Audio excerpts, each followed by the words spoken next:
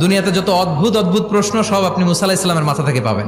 বিভিন্ন বিষয়ে আল্লাহরে প্রশ্ন করতেন। সাইয়েদনা মুসা আলাহিস সাল্লাম আল্লাহরে বললেন, আল্লাহ আপনি আমার এমন একটা জিকির শিখাইয়া দেন যে জিকিরটার শব্দ আপনি আর আমি ছাড়া কেউ জানবে না।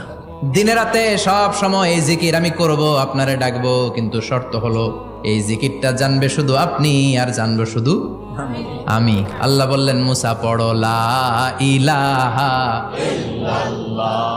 মুসা আলাইহিস সালাম কয়, মাবুদ এটা তো জাতীয় জিকির, সবাই জানে। আমি তো চাইছি এক্সেলেন্ট একটা জিকির, কারো কাছে নাই, শুধু আমি জানবো আর আমি পড়বো।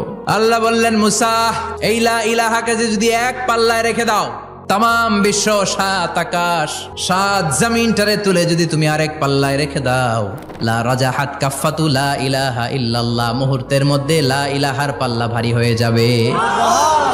ও মুসা, তুমি যতই এক্সক্লুসিভ জিকির চাও, লা ইলাহার চেয়ে দামি জিকির আমার কাছে নাই।